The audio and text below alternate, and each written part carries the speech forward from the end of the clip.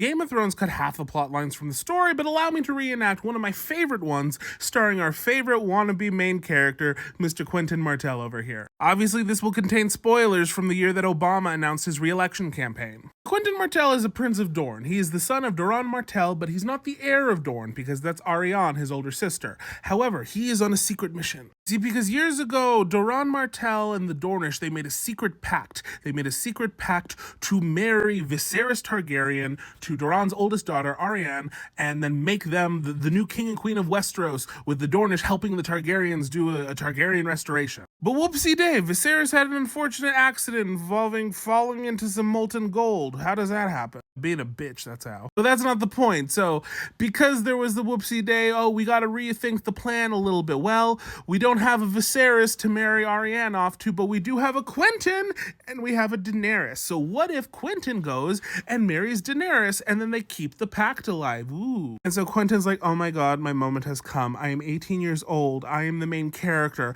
I'm gonna change the world. Seriously, like every day in the mirror, he's just going like straight up like, I am on my way.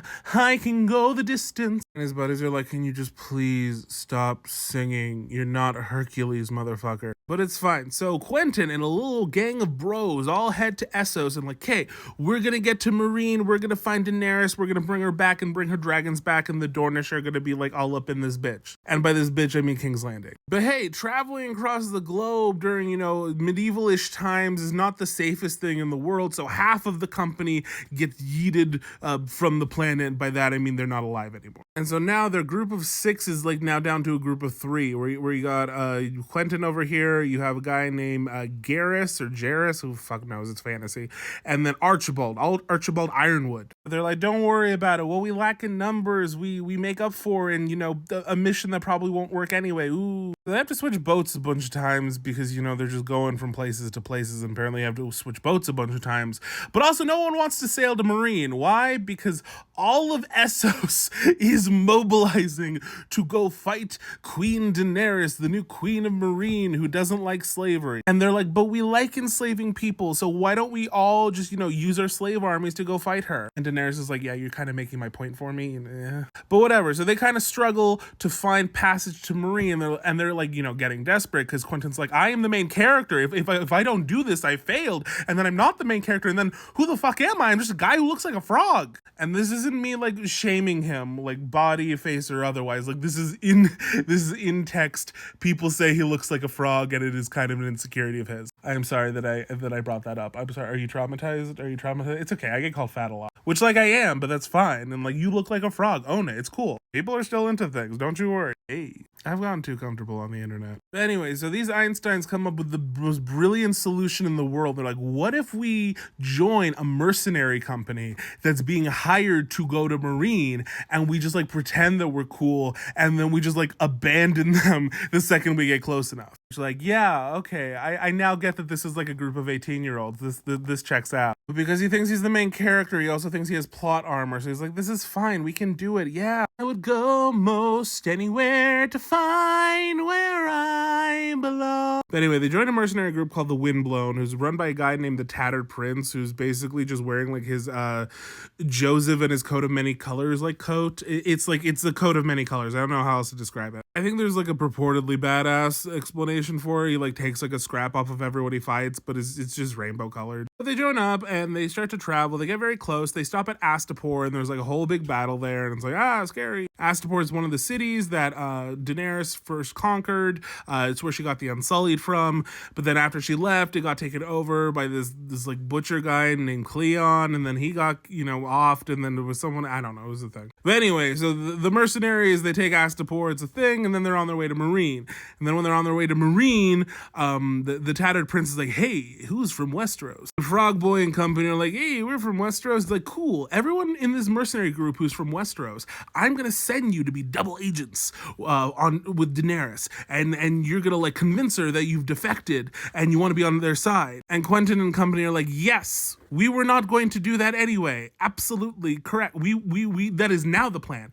That is the plan currently. But eventually they do the thing. They do the thing, and all of the Westerosi members of that company, they go and they get captured, I think by like Dario or something. Anyway, they go up to Daenerys, and that's where Quentyn reveals himself, and he's like, hey, you heard of the princess and the frog, where the frog is the prince? I am both at the same time. I know he was the two things at the same time in the actual like story, but like Quentyn doesn't change. Kisses won't do nothing. But he goes to Daenerys, he's like, hey, hi, like, so we're gonna get married. What do you think? And Daenerys is like, sure, that is an option. That is an option that I could take. Unfortunately, I have already promised to marry someone else so I can stabilize the city, and right now I'm trying to practice the whole governing thing, which is harder than you would think. So I'm gonna go through and like marry the guy because you know, I think it's important for like peace and stability in the city that I have found myself in charge of. And Quentyn's like, but I sang I will go the distance. You don't understand. Like, I did the whole number and everything. And Daenerys is like, yeah, sorry, I don't know what to tell you, dude. Like, you can go home. I get that there was a pact, but like, I'm not Viserys, you're not Arianne. That's cool that they signed this piece of paper 20 years ago, but literally, I got a city to manage. And Quentyn's like, oh God, I'm a failure. What am I gonna fucking do? But then, oh no, Daenerys disappears from Meereen because she goes to Daznak's pit where they're opening the fighting pits. And then Drogon shows up because he smells blood. And he's like, ooh, blood, that's nice. And Daenerys tries to like calm him down and tame him with the whip.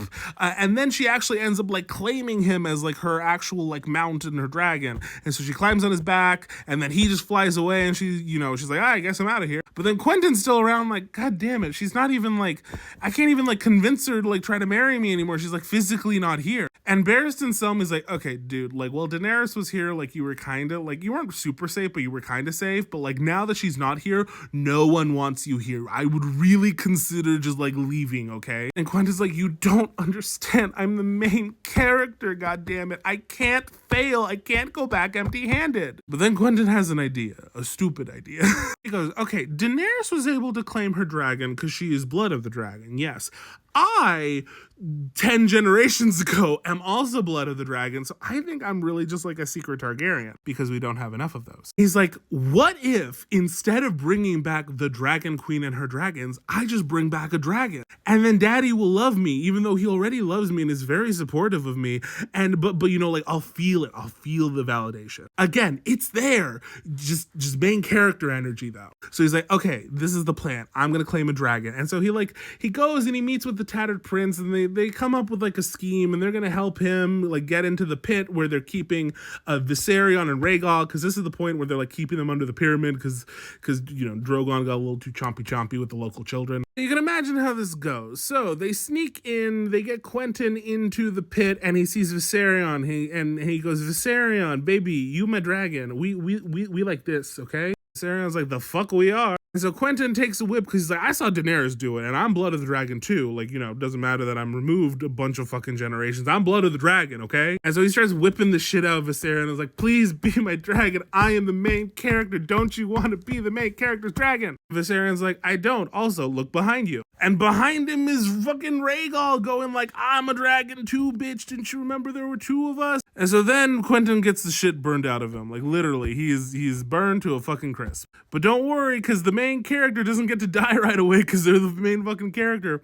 He actually gets to slowly die. He slowly dies over the course of 3 days. At one point, I think Barristan Selmy even thinks like, I wish Rhaegal had just eaten him, because that would have been at least quicker than this shit. And so Quentyn spends 3 days dying in Daenerys' bed with little Missandei, who is just, you know, the trauma sponge, slowly like taking care of him as best she can until finally he dies. Now it's at this point in the comments that people are going to want to say, they're like, yeah, well, we didn't see him die in his own POV. He died in a different POV days later, so I think Quentyn is alive. And to that I say, okay, I can't argue with you. I don't have more books. I can't prove it otherwise. So that he is it is Schrodinger's Quentyn. He is both alive and dead at the same time. I think he's dead because the text says he's dead, but people think he's alive, and I will respect your belief. Anyway, don't forget to like and press buttons and drop in the comments. What plotline do you want me to reenact and tell you next? Y'all are cool. Okay, goodbye.